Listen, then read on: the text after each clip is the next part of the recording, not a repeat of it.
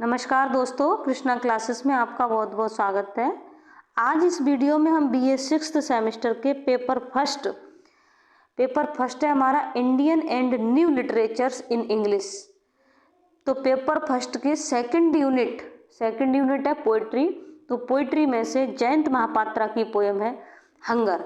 इस पोएम को आज इस वीडियो में कवर करेंगे। ओके, पढ़ेंगे। तो ये जो पोएम है ये रियलिस्टिक पोएम है। ये क्या है? एक ड्रामेटिक मोनोलॉग है। जयंत महापात्रा का क्या है? ड्रामेटिक मोनोलॉग है।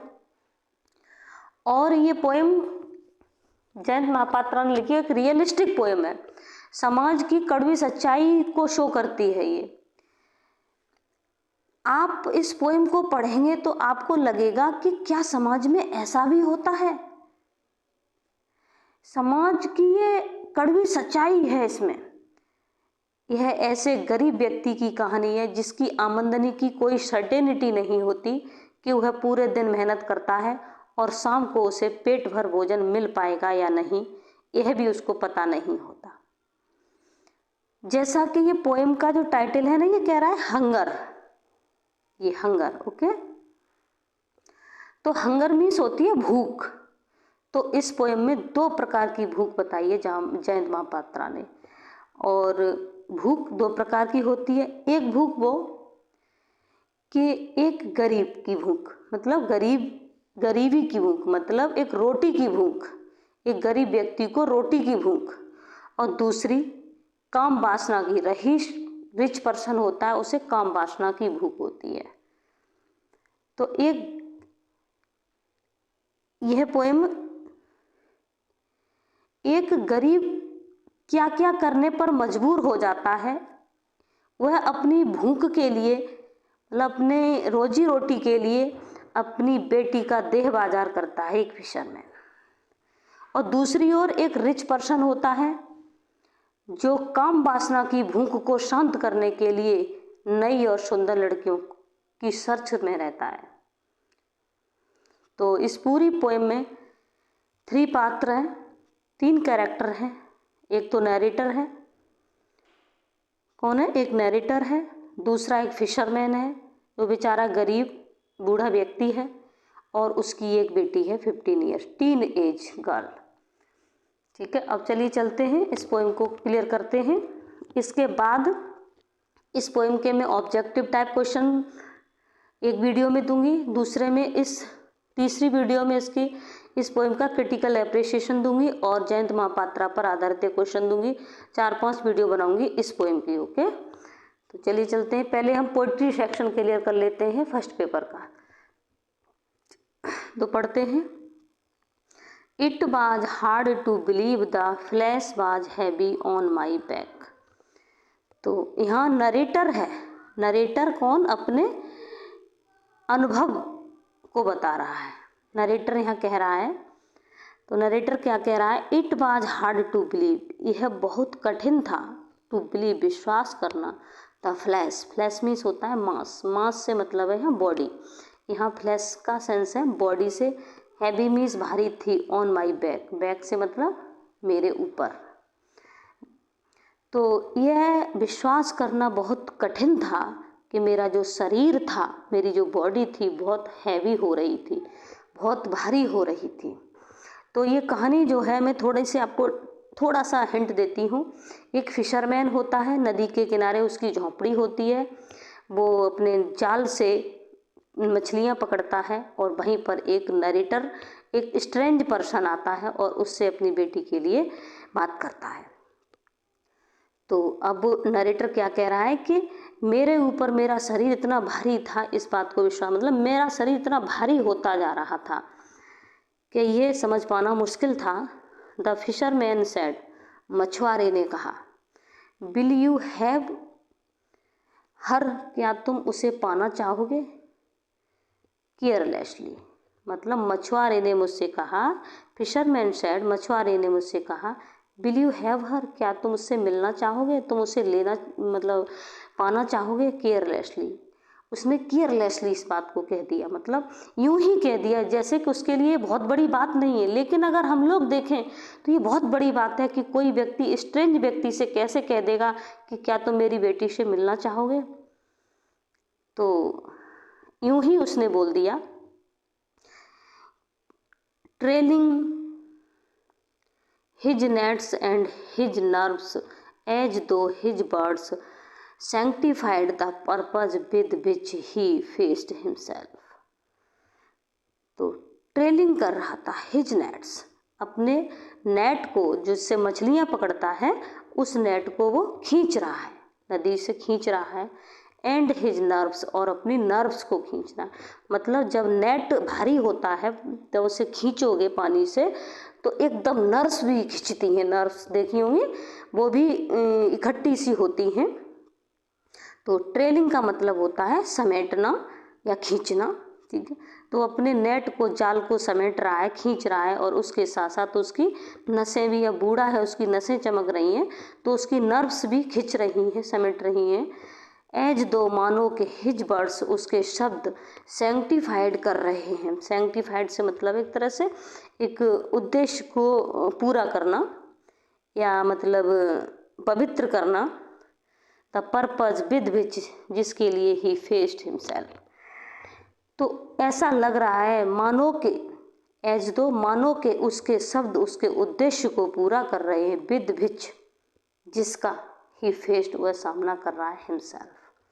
मतलब क्या क्या उद्देश्य पूरा कर रहा है कि मतलब उस आदमी ने केयरलेसली ही, उस फिशरमैन ने उस अजनबी से बोल दिया कि क्या तुम उससे मिलना चाहोगे, मतलब उसकी बेटी से मिलना चाहोगे, क्या उसे पाना चाहोगे। तो जैसे कि उसने यूं ही बोल दिया और ये बोलने से, इन शब्दों से उसका उद्देश्य पूरा हो रहा हो कि मतलब जिसका वो गरीबी का वो सामना कर रहा है कि पूरे दिन मेहनत करता है और शाम तक इतना पैसा नहीं अरेंज कर पाता है ताकि वो अपने पेट भर भोजन कर सके उसका परिवार। तो वो ऐसा लग रहा है कि शायद वो अपनी बेटी इसको सौंप करके, अपनी बेटी इसको दे करके शायद वो इस तरह से कुछ पैसे अरेंज कर ले। तो नरेटर कह रहा है, I saw his white bone thrash his eyes. I saw, मैंने देखी, हिज वाइट बोन, उसके सफ़ेद हड्डियाँ, सफ़ेद हड्डियों से यहाँ सेंस है दांत, ठीक है। मैंने उसके सफ़ेद दांत देखे, थ्रेस, जो थ्रेस कर रहे थे। ऐसा लगता है थ्रेस का मतलब होता है एक तरह से घसीटना, पीटना, मारना। हिज आइज, उसकी आँखों को। तो कहने का मतलब है उसकी सफ़ेद दांतों को देखकर उसकी लाचारी, उसकी गरीबी मतलब उसे दिखाई दे रही थी। किसको? नरेटर को। I followed him crossed the sprawling sand. I followed, मैं पीछे पीछे गया, हिम, उसके, क्रॉस, पार करता हुआ, स्प्राउलिंग सैंड। स्प्राउलिंग का मतलब होता है बिखरी हुई ऊंची नीची बालू, सैंड मीन्स बालू। अब ऊंची नीची कैसी बालू? जैसे बालू हो और उस पर लोग चलते हों, बार बार निकलते हों तो पैरों से बालू ऊंची नीची हो जाती है। नदी के किनारे आप गए होंगे कभी, गंगा नहाने जाते हैं, देखा होगा, तो लोग निकलते हैं तो थोड़ी ऊंची नीची स्प्राउलिंग हो जाती है। तो I followed him cross the sprawling sand. मैं उसके पीछे पीछे उस बिखरी हुई ऊंची नीची बालू पर गया। My mind thumping in the flash sling. My mind thumping in the, thumping का मतलब वही धड़कना, फ्लैश बॉडी में, स्लिंग मतलब उस बॉडी की आहट में उसका दिल धड़क रहा था। कहने का मतलब है यहाँ पर, इस सेंस का अर्थ, इस लाइन का पूरे का सेंस है कि my mind thumping in the flash, कि मैं अपनी काम वासना को संतुष्ट करने के लिए आतुर था। कौन? नरेटर। होप ले perhaps in burning the house I live in. Hope ले, होप मीन्स उम्मीद। तो जो फिशरमैन था, मछुआरा जो था, ले परहैप्स, शायद, शायद उसे ये उम्मीद थी कि इन बर्निंग द हाउस, घर को जलाकर, I live in, I lived in, जिसमें मैं रहता हूँ, जिसमें मैं रहता हूँ, उस घर को जलाकर। इट मीन्स घर को जलाने से, बर्निंग हाउस से मतलब है बेटी को देकर, बेटी को उस स्ट्रेंजर को देकर, ठीक है। तो शायद उसकी वह उम्मीद पूरी हो जाए। कहने का मतलब है कि अब बेटी को उसे देकर घर को जलाकर से मतलब है अपनी बेटी को उसे प्रस्तुत करके दे करके वो कुछ रुपए पैदा कर ले। ऐसी उसको उम्मीद थी कि शायद मुझे कुछ रुपए जैसे तो उसे रुपए मिल जाएंगे। साइलेंस ग्रिप्ड माई स्लीव्स, साइलेंस ने ग्रिप्ट कर ली, पकड़ ली माई स्लीव्स, मेरी स्लीव्स, मेरी भुजाओं को जकड़ लिया। मतलब वो नरेटर जो था, रिच पर्सन ऐसा करते हैं उसको इस बात से, लेकिन उसे इस बात से बहुत मतलब ये बहुत शॉक्ड था कि एक पिता भी ऐसा कर सकता है, अपनी बेटी को यूं ही मुझे सौंप रहा है, दे रहा है। तो his body cloud at the froth, his old nets had only dragged up from the sea. तो मेरी भुजाओं ने मुझे जकड़ लिया। हिज बॉडी, उसका शरीर, क्लाउड, संघर्ष कर रहा था, एट द फ्रॉथ मीन्स झाग, हिज ओल्ड नेट्स, और उसका पुराना सा जो जाल था जिससे वह नदी से मछलियाँ पकड़ता है उसे, ड्रैग्ड, वो खींचता है, dragged up from the sea. तो वो फिशरमैन, जो बूढ़ा फिशरमैन था, तो वो उसे ये उम्मीद थी कि शायद वो ऐसा करके कुछ रुपए पैदा कर लेगा, उसे कुछ उसका उद्देश्य पूरा हो जाएगा। और वो ऐसा करता जा रहा था और झाग से संघर्ष करता जा रहा था। मतलब झाग उसकी बॉडी पर लगा हुआ था। जब मछलियाँ पकड़ रहा है तो जाल में जो झाग बन जाता है, आपने देखे हैं, आप नदी वदी पे गए हों और मछुआरे मछलियाँ पकड़ते हैं तो जाल में झाग हो जाता है, तो झाग जाल पे भी लग जाता है और जो पकड़ने वाले होते हैं उनकी भी बॉडी पर लग जाता है। तो वो झाग से संघर्ष कर रहा था और his old net has only dragged up from the sea, और समुद्र से अपने क्या कर रहा था, जाल को खींच रहा था। In the flickering dark his lean to opened like a bound, in the flickering dark, एक टिमटिमाते हुए अंधेरे में, हिज, उसकी, लीन मीस होता है वैसे झुकना, लीन मीस उसकी दुबली पतली झोंपड़ी, मतलब दुबली पतली से मतलब उसकी कमजोर सी झुकी हुई झोंपड़ी, ओपनड, खुली हुई थी, लाइक मी, इस तरह, ए बाउंड मी, से घाव की तरह। जब वो वहां गया तो उसने क्या देखा नरेटर ने, कि अंधेरे में उसकी एक छोटी सी मतलब कमजोर सी झोंपड़ी झुकी हुई और वो एक घाव की तरह खुली हुई थी, मतलब उसका दरवाजा एक घाव की तरह खुला हुआ था। द विंड बाज आई, और मैं हवा था, और मैं हवा की तरह प्रवेश कर गया। मतलब यहाँ पर कितना बढ़िया चित्रण किया है जयंत महापात्रा ने, सिंबलाइज किया है कि घाव से उसका कंपैरिजन किया है। इस पोएम में सिमली का यूज हुआ है ज़्यादातर, तो एक घाव की तरह उसकी झोंपड़ी को खुला हुआ दिखाया है। जिस तरह से गरीब का घाव खुला होता है, उसके पास इलाज के लिए रुपए नहीं होते हैं। And the days and nights before, और उसके दिन रात मेरे सामने थे। दिन रात का मतलब उसकी गरीबी, मतलब वो हवा की तरह उसके अंदर घुस गया। नरेटर अपने आप को हवा बता रहा है, हवा की तरह मैं उसमें प्रवेश कर गया और उसकी गरीबी अमीरी मतलब जो भी था उसके सामने था। Palm frond scratched my skin inside the sack, palm frond, palm मतलब ताड़ के पाम फ्रॉन्ड, फ्रॉन्ड्स मतलब पत्ते, पाम के जो फ्रॉन्ड्स थे पत्ते थे, ताड़ के जो पत्ते थे उससे मेरी स्किन स्क्रैच्ड हो गई।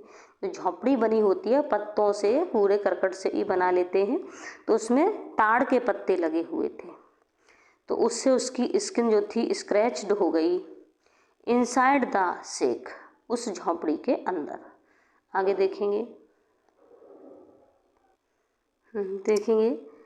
N oil lamp splayed the hours bunched to those balls, an oil lamp, और एक तेल का दीपक, ये मिट्टी के तेल का दीपक होता है। आप आजकल की जनरेशन को तो पता भी नहीं होगा कि कैरोसिन ऑयल का लैंप कैसा होता है। पहले, अब तो केरोसिन ऑयल भी नहीं मिलता, तो एक केरोसिन ऑयल, मिट्टी के तेल का दीपक, ऑयल लैम्प, स्प्लेट जल रहा था आवर्स घंटों से, और बंच टू दोज बॉल्स। तो जब वो मुसाफिर जो था, स्ट्रेंजर जो था, अजनबी जो था, उस झोंपड़ी के अंदर घुसा, तो उसने देखा कि एक तेल का दिया उसमें घंटों से जल रहा था और दीवार पर उसके क्या वो लगा हुआ था, कारोंच जो होती है, दोज बॉल्स बंच की तरह छा गई थी। आप कहीं गए हो तो आपने देखा हो, जैसे जहाँ कहीं दीपक जलता रहता है, तो आपने आजकल तो नहीं देखा होगा, आजकल के बच्चों ने नहीं देखा होगा, दीपक जलता हुआ होता है, तो जहाँ दीपक जलते थे वहाँ अक्सर कारोंच छा जाती है, लगातार जलते हैं। तो over and over the sticky soothe crossed the space of my mind. Over और ऊपर, ओवर एंड ओवर, ऊपर और ऊपर, स्टिकी सूथ चिपका हुआ धुआं, क्रॉस्ड पार कर गया स्पेस माई माइंड। ऊपर जो जा रहा था कुछ धुआं, तो जैसे दीवारों पर चिपक गया था, ऊपर चिपक गया था, पूरी झोंपड़ी, छोटी सी झोंपड़ी है, उसमें दिया जलेगा तो भाई धुआं तो उसमें मतलब हो ही जाएगा, काला काला सा तो हो ही जाएगा। तो अब वो नरेटर कह रहा है crossed the space of my mind, जो धुआं था ना वो मेरे माइंड के स्पेस को क्रॉस कर गया, मतलब उसके माइंड में धुआं भर गया। जैसे वो घुसा होगा तो उसमें धुआं भरा होगा, तो धुआं, अब भाई वो रिच पर्सन था तो ऐसी जगह वो कभी रहा नहीं, अब गरीब आदमी तो वहाँ रहते हैं तो बॉडी हैबिचुअल हो जाती है तो उनको नहीं कुछ होता है, लेकिन जब रिच पर्सन होते हैं तो ऐसी कंडीशन उन्होंने नहीं देखी होती, ऐसे माहौल में वो नहीं रहते हैं, तो वो घुसा होगा तो उसके नाक और मुंह से धुआं गया होगा माइंड में। तब वो कह रहा है cross the space of my mind, मेरे माइंड को क्रॉस कर गया वो धुआं। इस तरह से हम लोग जाते हैं, कहीं देखा होगा जनरेटर चलता है, कहीं इंजन चलता रहता है लगातार तो धुआं होता है, जैसे हम लोग कहीं जाते हैं वहाँ धुआं होता है तो एकदम से खांसी आती है, जैसा लगता है नाक में, दिमाग, नाक से होता हुआ धुआं माइंड में चला गया। आगे देखेंगे, आई हेयर्ड हिम से, मैंने उसे कहते हुए सुना, माई डॉटर, मेरी पुत्री, शी इज जस्ट टर्न्ड 15, मेरी पुत्री अभी अभी 15 साल की हुई है। मेरी पुत्री कितनी है? 15 साल की है, टीन एज गर्ल है। टीन एज कितनी होती है? 13 ईयर से लेकर 19 ईयर्स तक की एज को लगभग टीन एज कहते हैं। तो वो मछुआरा जो है उस स्ट्रेंजर से कहता है कि मेरी पुत्री है और मेरी पुत्री कितने? 15 साल की है।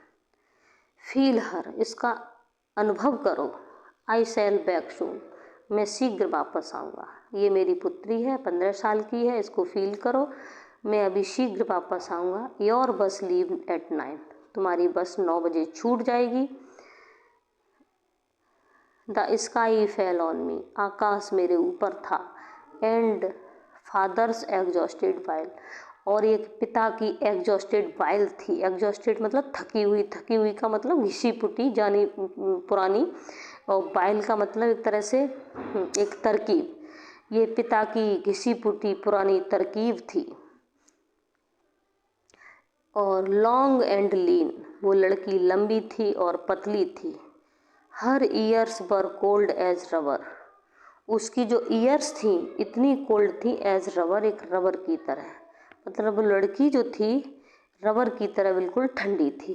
कहने का तात्पर्य है कि वो लड़की अभी केवल 15 ईयर्स की थी, वह अभी काम वासना के बारे में नहीं जानती थी, काम वासना नहीं थी उसके अंदर, इसलिए as rubber.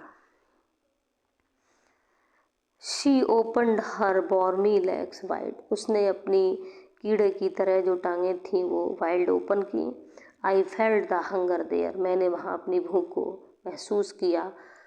Other bun the fish slithering turning inside, other bun, और दूसरी तरफ फिश जो थी स्लिथरिंग कर रही थी, घूम रही थी, टर्निंग इनसाइड, और मुड़ रही थी, इनसाइड मीन्स अंदर। इस तरह से ये क्या है, जयंत महापात्रा की हंगर पोएम क्लियर हो जाती है।